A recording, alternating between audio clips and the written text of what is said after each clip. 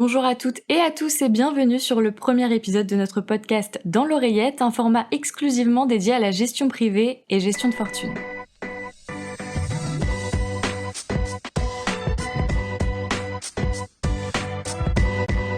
Aujourd'hui, nous retrouvons Pauline Ampartounian, directrice associée du pôle produits structurés chez Cyrus, pour aborder la gestion de trésorerie d'entreprise. Bonjour Pauline. Bonjour Lola. Pour commencer, Pauline, peux-tu nous dire ce que permet la holding patrimoniale ? Oui, lorsqu'une holding patrimoniale a été mise en place, il est possible de faire remonter sa trésorerie non nécessaire au fonctionnement quotidien des filiales opérationnelles. Cette trésorerie d'entreprise peut ainsi être gérée sur du moyen-long terme en profitant d'un contexte de marché plus que favorable. Et peux-tu nous en dire un peu plus sur le contexte de marché actuel ? Bien sûr, on a connu une période très favorable aux entreprises endettées. Les années 2022-2023 ont permis au marché du financement et des placements de trésorerie de retrouver une échelle de rendement plus cohérente. En fait, les hausses de taux successives, qui avaient pour but de juguler une inflation très importante et de ralentir la croissance, ont complètement modifié le paysage des placements. À titre d'exemple, les placements traditionnels comme les fonds euros, les DAT, permettent désormais d'investir dans des solutions sans risque et au rendement garanti à hauteur de 4% par an. Alors forcément, ce genre de solution va venir modifier le regard que nous portons sur les autres solutions de placement, celles incorporant des risques. Donc je comprends qu'avec ces hausses de taux successives, le paysage des placements a complètement été bousculé. Est-ce que dans ce contexte particulier, tu pourrais nous dresser un portrait type du trésorier investisseur ? Quelles sont ses caractéristiques, ses contraintes statutaires, réglementaires ? Alors beaucoup de questions. Les caractéristiques, les objectifs, les horizons de placement ou les contraintes de chaque entreprise vont dépendre de chaque entreprise. Donc il n'y a pas vraiment une réponse unique. Mais effectivement, il faudra se poser des questions en fonction du volant de trésorerie qu'on aura, qui devra être disponible rapidement, à moyen terme ou à long terme. D'autres entreprises vont avoir des ressources plus limitées, mais qui vont avoir un stock de trésorerie beaucoup plus stable sur des horizons plus longs, à 3-5 ans par exemple. Pour ce qui est des contraintes statutaires, réglementaires, là aussi, elles sont aussi nombreuses que le nombre de trésoreries. D'accord, mais y a-t-il tout de même des grandes lignes communes aux trésoriers investisseurs ? Oui, bien sûr. On pourra logiquement dresser un constat et des grandes lignes à peu près opposées à celles des emprunteurs. Se positionner plutôt sur les produits de marché que sur les produits bancaires afin de maximiser actuellement son niveau de rendement. Il faut profiter des niveaux actuels des taux pour investir tout ou partie de son volant de trésorerie stable afin de capter le plus longtemps possible des rendements significatifs avant que les taux ne rebaissent. Et peux-tu nous préciser un peu plus les produits ou services qui te semblent adaptés aujourd'hui ?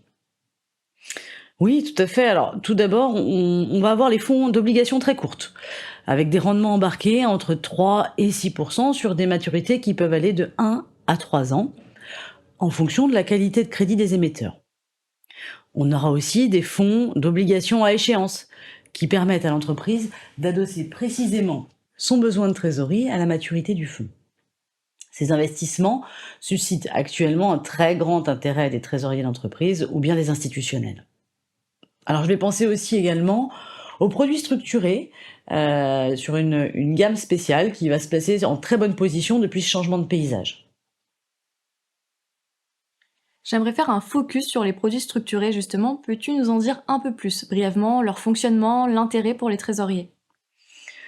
Alors ce qu'il faut savoir, c'est que les produits structurés, ils sont construits via une obligation d'une part, obligation émise par une banque, et d'autre part des outils dérivés, qui vont bénéficier évidemment de cette nouvelle conjoncture de marché. La hausse des taux que nous avons connue va venir apporter de la valeur à la partie obligataire. Les incertitudes, généralement définies par les niveaux de volatilité des marchés, apportent de la valeur aux outils dérivés.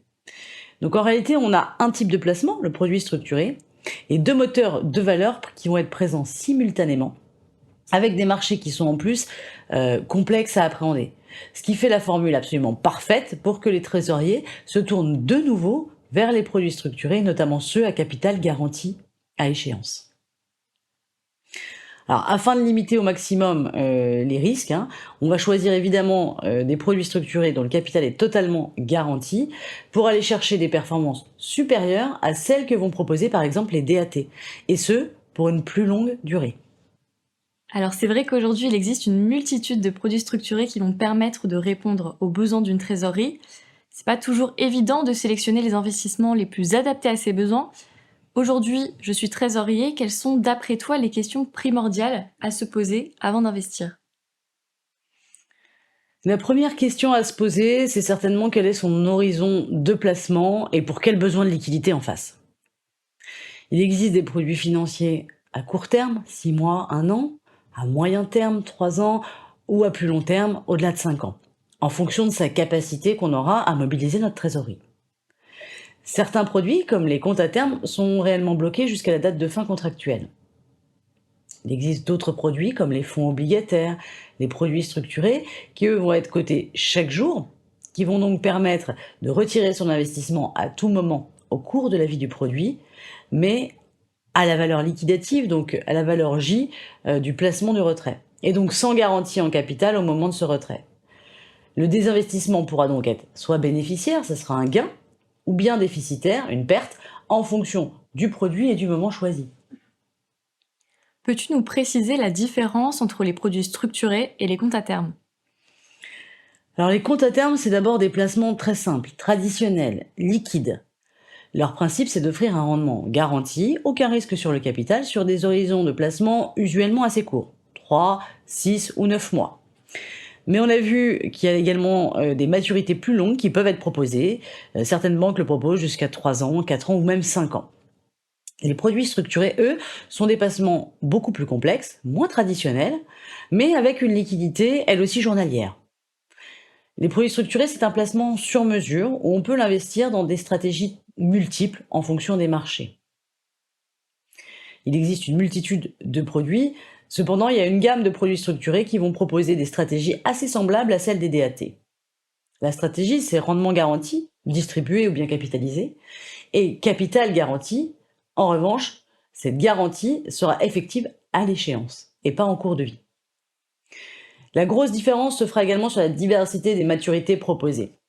Via les produits structurés, on peut aller sur des horizons beaucoup plus longs, 5, 10, 15, voire même 20 ans, avec également des options de remboursement anticipées par l'émetteur, par exemple, permettant de booster le rendement garanti proposé. Je note donc plus de flexibilité pour les produits structurés et globalement la plupart des fonds. Quelle est ensuite la deuxième question à se poser d'après toi? La seconde question, elle va être relative au rendement souhaité et aux risques associés à ce rendement souhaité. Donc il existe des produits pour toutes les typologies de stratégies de trésorerie. Il existe des fonds de trésorerie de quelques semaines à quelques mois, des fonds obligataires, on en a parlé, millésimés par année, des produits structurés au rendement garanti de 4-5% par an, des produits avec des rendements supérieurs et même des rendements parfois à 2 chiffres. Évidemment, le risque associé va croître avec un rendement qui croît lui également et inversement proportionnel. Il conviendra donc de déterminer si l'on souhaite prendre du risque un peu, beaucoup ou pas du tout. Peux-tu nous donner un exemple? Bien sûr. Par exemple, un produit structuré aujourd'hui sans risque en capital, garanti à l'échéance à 100%, pourra conférer à son porteur un rendement lui aussi garanti à hauteur de 5-5,5% par an, capitalisé sur un horizon moyen terme. Cette stratégie va répliquer exactement celle des DAT, mais à plus long terme. D'accord, et y a-t-il d'autres questions à se poser? Oui, la dernière question vraiment à se poser, c'est la visibilité dont on a besoin dans sa gestion de trésorerie. Les caractéristiques, par exemple, des produits structurés et des fonds de trésorerie sont multiples. Elles vont permettre de diversifier à tout niveau les placements. Une diversification sur des horizons de placement, les typologies de produits, les classes d'actifs, des paiements, des rendements également s'ils sont capitalisés, distribués, des risques associés, des stratégies, des zones géographiques. Bref, on travaillera la diversification à tous les niveaux. Chaque composante du produit est déterminée et connue à l'avance par le trésorier. Et ça va permettre en fait au trésorier d'acquérir une certaine maîtrise, une visibilité dans sa gestion de trésorerie et dans les flux à venir. Cet atout, il est majeur dans un contexte assez incertain parce qu'il va permettre d'apporter de la sérénité aux trésoriers et aux investisseurs.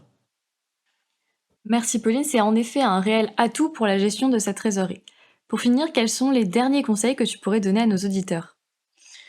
Se poser les questions essentielles avant toute décision d'investissement. Liquidité, horizon de placement, risque et rendement. Ça, c'est le premier élément. Ensuite, c'est important, je pense, de profiter dès que possible des niveaux de taux qui restent attractifs pour bloquer à moyen ou long terme des conditions favorables. Pensez aux fonds obligataires, pensez aux produits structurés pour bénéficier et aller chercher des rendements supérieurs au DAT. Merci Pauline d'être intervenue sur ce sujet et de nous avoir fourni ces précieuses informations. Comme vous avez pu l'entendre, vous pouvez aujourd'hui profiter d'un contexte de marché très favorable pour gérer votre trésorerie d'entreprise sur du moyen-long terme. Et nous vous invitons bien évidemment à vous rapprocher de votre conseiller habituel pour plus d'informations. En ce qui nous concerne, on se retrouve très vite pour un nouvel épisode de notre podcast Dans l'oreillette sur notre chaîne Cyrus. Retrouvez également l'ensemble de nos actualités sur notre site web cyrusconseil.fr ou sur notre page LinkedIn. À bientôt!